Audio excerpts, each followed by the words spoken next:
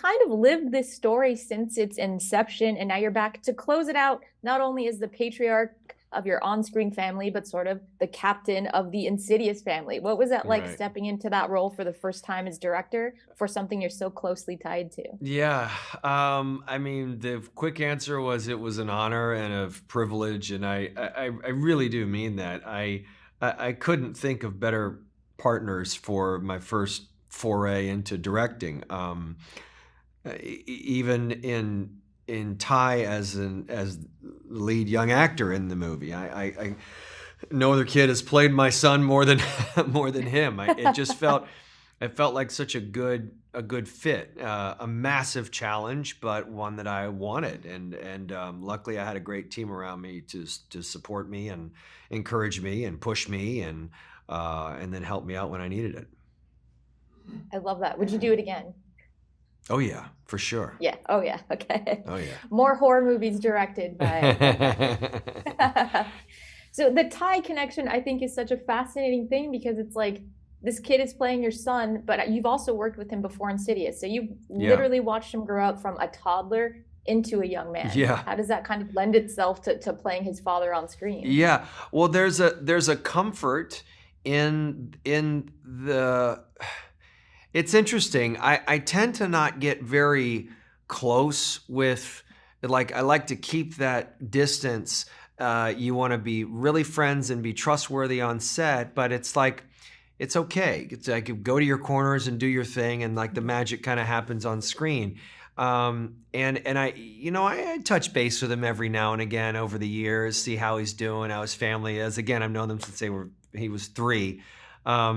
But when we started when I thought about doing this movie, I needed to kind of call around and see, talk to Rose. Would she be into doing this? Because I didn't want to get into this with people that if I wanted to do it, I wanted to do it with Ty. Like, I didn't need to see him audition, didn't need to see how he developed as an actor. I kind of didn't care, I'll be honest with you. What I needed to see was, did he want it? Did he want to do it? Like, if he was open and had that fire in him, and he did, and he had that every day. So that I knew how to deal with. There are a lot of variables that I didn't know, but dealing with young actors, I felt pretty comfortable with, and I've been teaching and directing at my alma mater and other schools and stuff and kids for almost 30 years. So that I was comfortable with. So yeah, once I sort of saw his drive, I thought, okay, this is gonna work. This is gonna work. I said, High or bust? I'll get him there. We'll do it. Yeah. He's got it. He's down. What was your relationship with James Wan like during this process? Did you seek advice at all, or was he kind of just like go forth into the further? I mean, a little of that. I'm not gonna lie, but he's a little busy with the other underwater movie. But anytime I have any real questions, I would lean on him. But his best advice to me, it seems very simple, but his best advice to me was make it yours. I think he knows how personal movie making is ultimately. Even if you have a massive team around you, it comes down to, when you pick a take, do you like it? You know what I mean? It's literally, does it make you emotional? Does it make you laugh? Does it scare you? Do you buy it? Do you believe it? Does it work? Can you hear it? But it's all up to the director. Like, as the final say, the editor is like, I like it. Do you like it? Nobody's going to say, no, this is how it has to be. That's you. That's up to the director. So everything is filtered through your lens. And that was his best advice, really, is just make it yours. So I chose themes, I chose things, and we came up with ideas that meant something to me, that I felt like I could, not had an authority on, but really felt deeply about and wanted to explore on screen. And then when it comes to crunch time, then what's amazing is you'd see him on email chains, and he wouldn't be weighing in because he's doing Aquaman stuff. And then there'd be like one shot in the trailer, and out of nowhere he'd say, hey, try this and this and this. You're like, oh, right. right, you're really great at this. Like the yeah, he's right. Do that. Like, why don't you So do this as a job or something? no, Yeah. I know. It's like he's good. No, but both he and Lee were tremendously helpful in many ways. Still are. Yeah.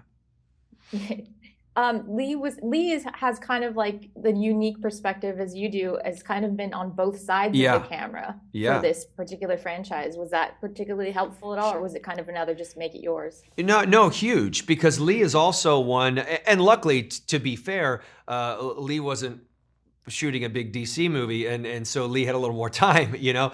So Lee, but Lee also knows what it's like to fill James Wan's shoes, you know. Lee knows what it's like to take over the reins from two successful movies, and like how when you find yourself just, am I just doing this to put my own stamp on it, or am I doing it because this is what I feel like is best for the movie, you know? And I don't like to do things out of ego, or I want to do it for me. Like that's just not how I operate. But Lee was really helpful. Also, when it came down to like, I need a new scare, I need to go to the doctor's office, we need some kind of scare. What about an MRI? Perfect. We frame it like that, great. And then, so then the MRI starts building, and he was there on set that day and tremendously helpful with, always super respectful too. What do you think? Do you like this? I might do it this way, but what do you like? You know? Because he knows what that's like. He knows that it's got to be what your taste is. And he was very careful about wanting to help, offering advice, and I took every bit of his advice, but he's also the first one to go, listen, man, this is your movie. You're the stuff you've created is all you. So you do you, basically. Follow what you want to do. And then he would come in and say, hey, maybe try losing the music there, or try adding stuff there. And it was great. Of course I'm going to use these guys as a resource. Nobody, he's such a fantastic filmmaker. So it's awesome. I was blessed. That's kind of like the dream collaboration. It's like you can guide me a little bit and give me suggestions, but also you're not like forcing this on me. Yeah, and fully understanding, like, that's exactly right. That is exactly right. I mean, that's from the top down. That's Jason Blum too. I gotta say. I mean, that's why he. You know, you look at the people that have made the transition. I think of whether it's Jordan Peele or Joel Edgerton, right, when he directed The Gift, and there are certain. He knows when he knows how to both give you the build the fence around you for you to play in, but he's going to let you play. Like make your vision. You know.